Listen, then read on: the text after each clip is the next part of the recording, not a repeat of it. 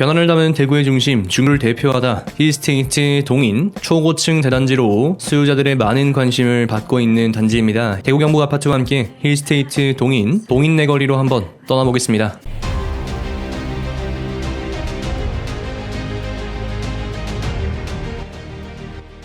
대구 경북 아파트는 분양단지 입지, 분양가, 비교 입지, 단지 배치도, 동호수 배치도, 평면도, 예상 청약 경쟁률 분석을 제공합니다. 알짜 정보 하나도 놓치지 마시고 끝까지 시청해주시기 바랍니다. 힐스테이트 동인은 대구광역시 중구공평로 20길 37-15에 941세대 규모로 공급이 됩니다. 특별 공급은 2021년 9월 13일, 1순위는 2021년 9월 14일부터 15일, 2순위는 2021년 9월 16일에 진행이 됩니다. 당첨자 발표일은 2021년 9월 27일이고요. 특이사항으로는 청약 과열 지역이 있겠습니다. 84A부터 84I까지 공급이 됩니다. 근데 분양가가 현재 6억 원을 넘어섰고요. 판상형은 6억 3,600만 원 형성하고 있는 것을 확인할 수가 있습니다. 입주 예정월이 2025년 5월입니다. 전매 제한 규정이 3년까지 있으니까 전매는 3년이 지나서 가능하다라는 거 확인하실 수가 있겠고요. 시공사는 현대 엔지니어링 되겠습니다. 자, 동인내거리 그 자리로 한번 이동해 보겠습니다. 다들 아시는 그 자리 맞습니다. 힐스테이트 동인입니다. 바로 아래 힐스테이트 동인 센트럴과 함께 힐스테이트 동인 형제가 되겠죠. 서쪽으로는 센트럴, 대원 칸타빌 위치하고 있습니다. 구 대구광역시청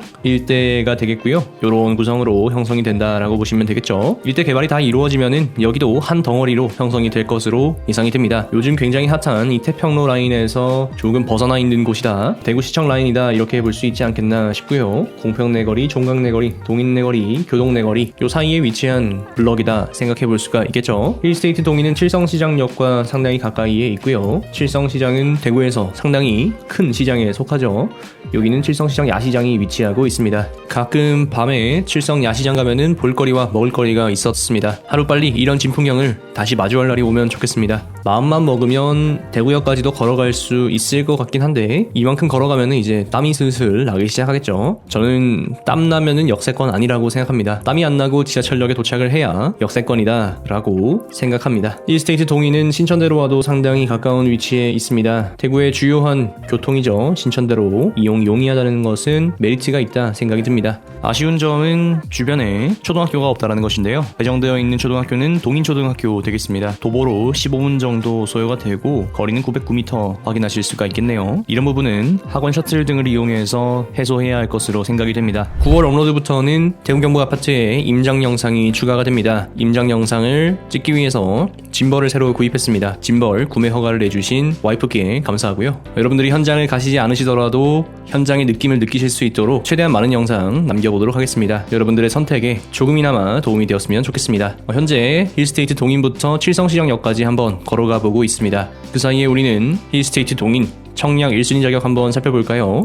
무주택자 혹은 1주택자여야 하고요. 통장 가입 후 2년이 지나고 예치 기준 금액을 납입한 분이어야 합니다. 세대주여야 하고요. 과거 5년 이내에 다른 주택에 당첨된 사실이 없어야 합니다. 대구주소 6개월 이상 계속 거주자가 1순위로 해당 지역 우선 선발이 되고요. 대구 6개월 미만자는 청약이 불가하지 않지만 기타 지역으로 후순위 배치된다는 거 기억하시기 바라겠습니다. 2021년 1월 1일 이후 취득한 분양권은 주택수에 산입됩니다. 조정 대상 지역 청약 산정 비율은 다음과 같습니다. 전용 8호제곱 이하에서는 가점제 75%, 추첨제 25% 되겠습니다. 기타 사항으로 재당첨 제한 7년간 적용받고요. 예비 입주자는 300%, 소유권 이전 등기 시까지 전매 금지이지만 전매 제한은 3년이기 때문에 힐스테이트 동인의 경우 2025년 지어지니까 전매가 가능하다 생각해 보실 수가 있고요. LTV와 DTI 대출 제한이 적용이 됩니다.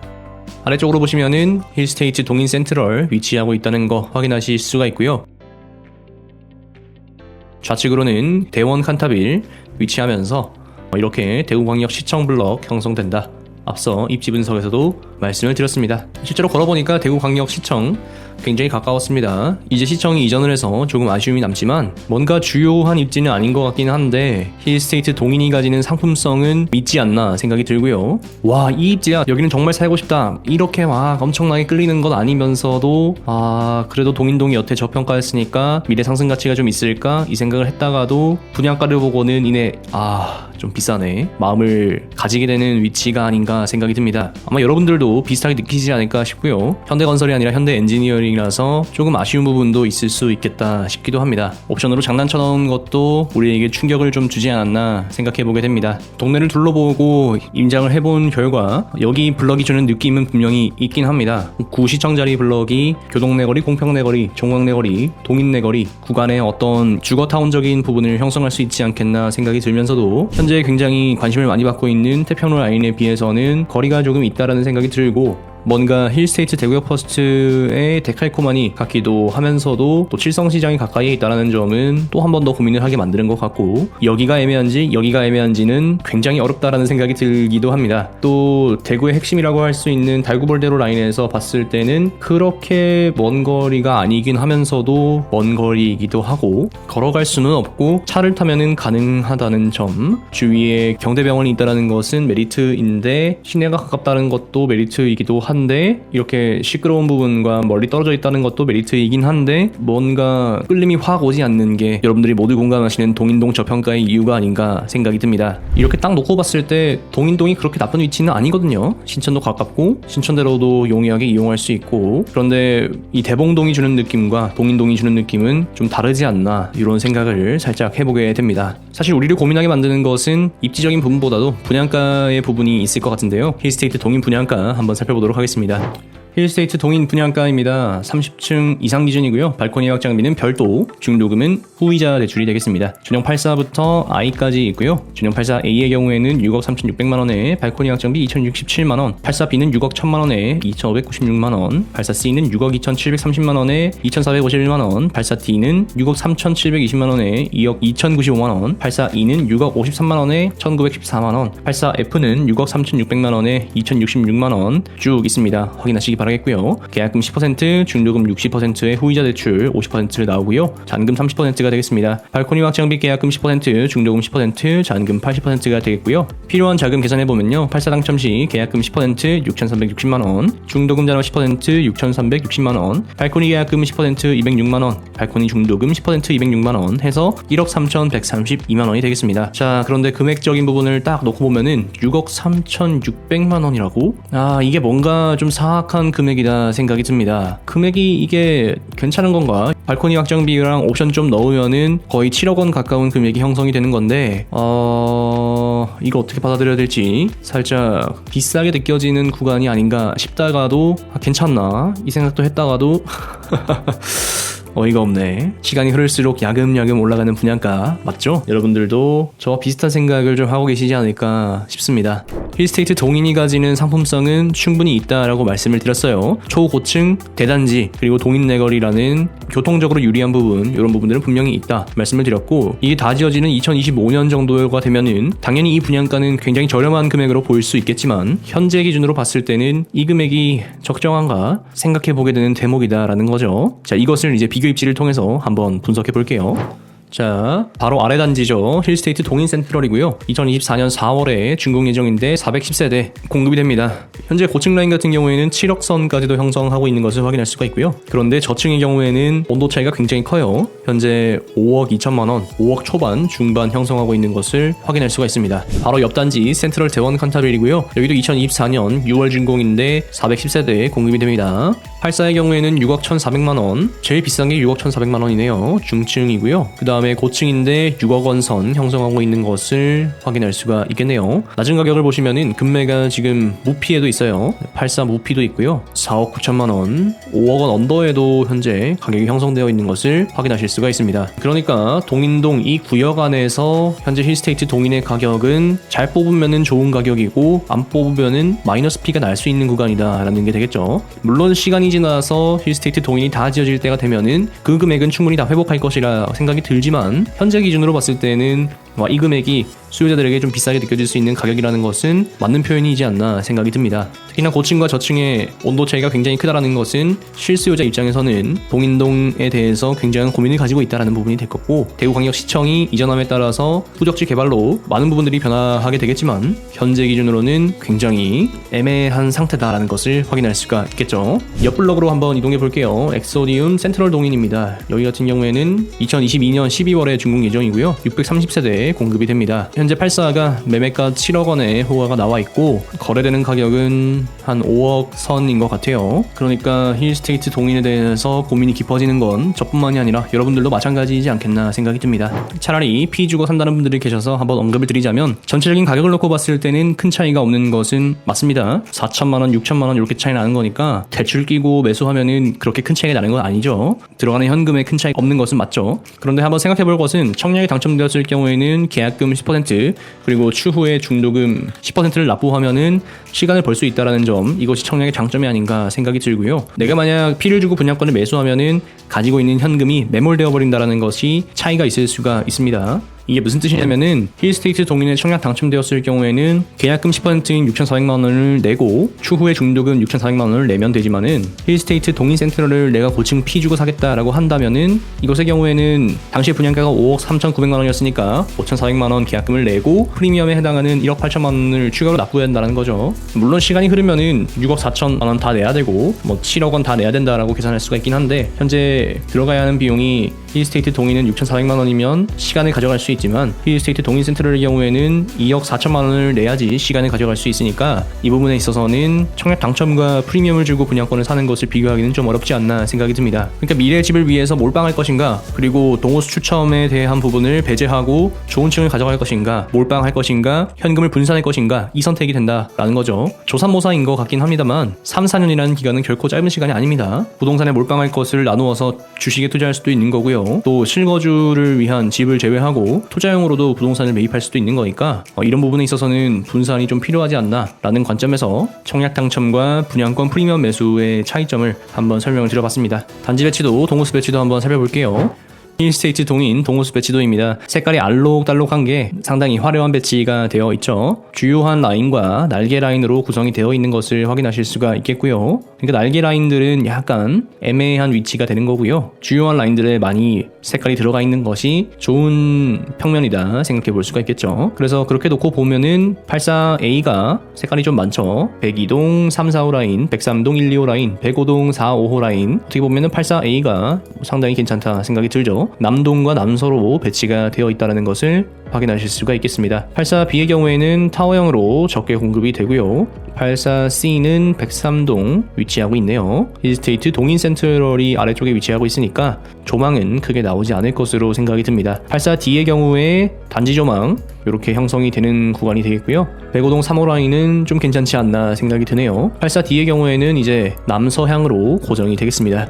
저는 84E가 좀 괜찮은 것 같아요. 여기 102동 2호 라인에 위치를 하는데 단지 조망 안에서는 좀 괜찮지 않나 생각이 듭니다. 물론 고층이 되면은 단지 조망은 크게 의미는 없어지긴 해요. 84F의 경우에는 거의 날개 쪽 배치가 됐고 남동향으로 배치가 된 것을 확인하실 수가 있습니다. 104동 3호 라인 같은 경우에는 힐스테이트 동인 센트럴에 가려질 가능성이 있겠고요. 로망적인 부분으로 봤을 때는 이렇게 105동 1호 라인이 좋긴 한데 이게 날개 라인에 위치해서 살짝 아쉬움이 있다 생각해 볼 수가 있겠습니다. 84G의 경우에는 101동 4호 라인에 위치를 하고 있고요. 84H는 타워형으로 5호 라인 위치하고 있습니다. 84I는 101동 2호 라인, 105동 2호 라인, 104동 4호 라인에 위치를 하고 있습니다. 전반적으로 봤을 때는 이제 남동 남서로 구성이 된다라고 생각하시면 되겠죠. 동호수 배치도를 보면은 어떤 생각이 드냐면은 이거 오피스텔이 제일 좋은 거 아닌가? 이런 생각이 살짝 들기도 합니다. 그렇지만 오피스텔의 상품성은 아파트와는 전혀 별개의 문제니까 이 부분에 대해서는 따로 놓고 생각하셔야 될 거예요. 두 가지 아쉬운 점이 있습니다. 하나는 대형이 없다라는 거. 대형 평수가 없다라는 것은 전체적인 아파트 단지의 구성에 있어서 약간 아쉬운 부분으로 남는다라고 보시면 되겠고, 다른 하나는 대단지스러운 엄청난 조경은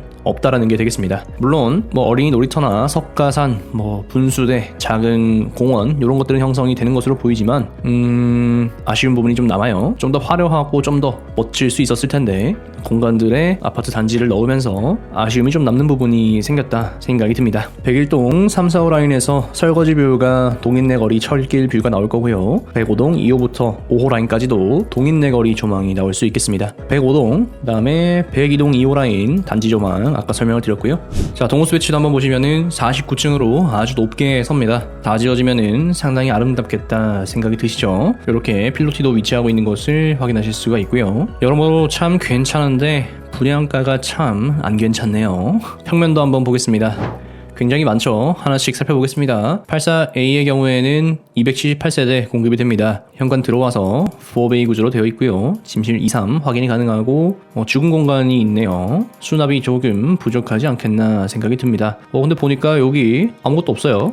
드레스룸을 옵션으로 뺐나 봅니다. 드레스룸 넓이는 괜찮은데 3만 들어가면 한 이 정도 공간이 나오겠죠. 파우더룸도 없네요. 네, 옵션으로 장난질을 많이 쳤다 생각해 볼 수가 있겠습니다. 84B의 경우에는 46세대 공급이 됩니다. 현관 들어와서 거실, 주방, 이거 어디 갔어? 침실, 자 드레스룸, 파우더룸 형성이 될 것 같고 침실 2, 3 확인이 가능하시겠습니다. 실외기실이 여기에 위치하고 있네요. 보통은 뭐 요런 데 있거나 한데 요 위치가 형성되어 있다. 타워형의 특징답게 거실과 침실이 좀 넓게 느껴지는 부분이 있겠습니다. 아니 근데 이거 이렇게까지 유상 옵션으로 했어야 했나? 장난이 좀 심한 것 같다 생각이 들어요. 네, 일단은 알겠습니다. 84C 볼게요. 46세대고요. 84A와 다른 점은 요렇게 구성이 나와 있는 점이 되겠죠. 침실이 요렇게 조금 튀어나오게 되는 부분들이 있겠습니다. 네, 여기도 마찬가지네요. 수능 그림 찾기 하는 것 같습니다. 재밌죠?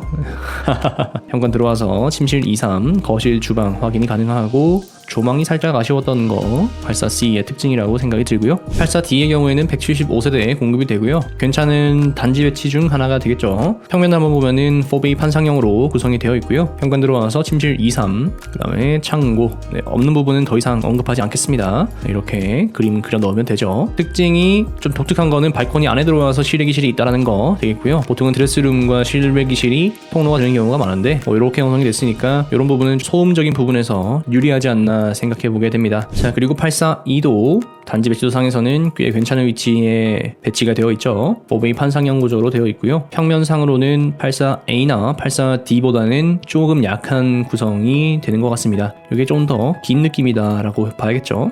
이렇게 채워나가면 되겠습니다. 마찬가지로 발코니 뒤쪽엔 실외기실이 위치하는 게 포인트가 되겠네요. 다음 84F입니다. 129세대에 공급이 되고요. 여기는 이제 날개 배치가 돼서 약간의 아쉬움이 있는 곳이 되겠죠. 현관 들어와서 침실, 거실, 4베이 판상형 확인이 가능하고요. 요렇게 구성이 되겠죠. 여기도 마찬가지로 발코니 뒤쪽으로 실외기실이 위치한다. 확인이 가능하겠습니다. 욕실이 조금 좁네요. 84G 46세대에 공급이 됩니다. 단지 배치도 상에서 위치 한번 확인해 보시고요. 4베이 판상형이고 여기는 실외기실과 발코니실의 위치가 바뀌어 있다는 거 확인 가능하시겠죠.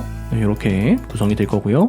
84H입니다. 46세대 타워형으로 공급이 됩니다. 여기도 실외기실과 비상대피 구간이 위치가 바뀌어 있는 것을 확인할 수가 있고요. 현관 들어와서 침실 2, 3 이렇게 확인이 가능합니다. 84I고요. 여기도 단지 내 조망 날개 라인 위치에 있는 것을 확인할 수가 있습니다.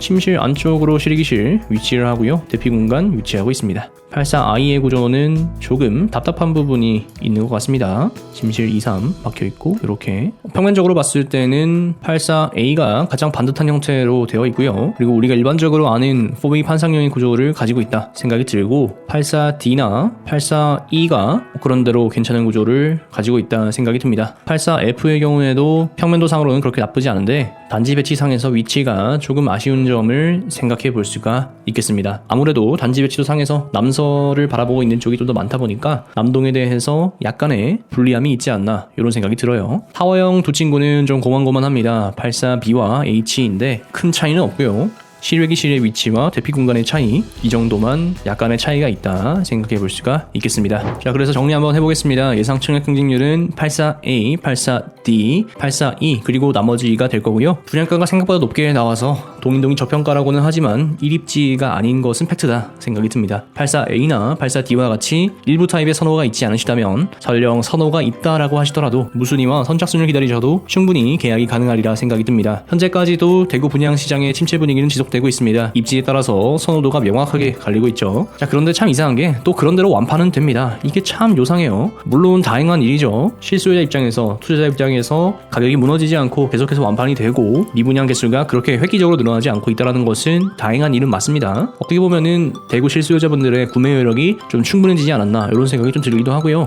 6억 원 선이라는 그 가격을 이제 좀 체감하고 받아들이고 인정하고 있는 것은 아닌가 그런 생각이 좀 들기도 합니다. 매매가라도 분양가 밑으로 안 무너져야 전세가 방어라는 일말의 기대가 좀 있지 않을까 싶고요. 아무래도 이렇게 무너지지 않고 계속해서 꾸준하게 완판의 일이 일어나고 있는 것은 다른 지역들이 워낙 물가가 획기적으로 올라서 대구가 아직까지 좀 싸 보인다라는 생각이 있기 때문이 되겠죠. 물론 분양 물량도 중요하고 거시경제적인 부분도 중요합니다만 제가 늘 말씀드리듯이 가격이라고 하는 건 가치 더하기 돈 더하기 심리 더하기 시간이기 때문에 아무리 물량이 많다라고 하더라도 시장에 돈이 많이 풀리고 수요자들의 심리가 그것을 인정하고 받아들이기 시작한다면 우리도 가격을 인정하고 받아들여야 하는 것은 아닌가 생각해보게 됩니다. 현재 대구경부아파트 카카오톡 오픈 채팅방을 운영하고 있습니다. 더 빠른 소식, 다양한 소통을 원하시는 분들은 참여해 주시기 바랍니다. 분석 영상이 도움이 되셨기를 바랍니다. 여러분께서 좀 더 현명한 선택을 하셨으면 좋겠고요. 분석 영상이 도움이 되셨다면 구독은 알아서 해주시고요. 좋아요 잊지 말고 부탁드립니다. 저는 좋아요 개수가 많을수록 기분이 좋습니다. 대구경부아파트는 여러분이 내 집 마련 청약 당첨되시는 그날까지 계속해서 분석하겠습니다.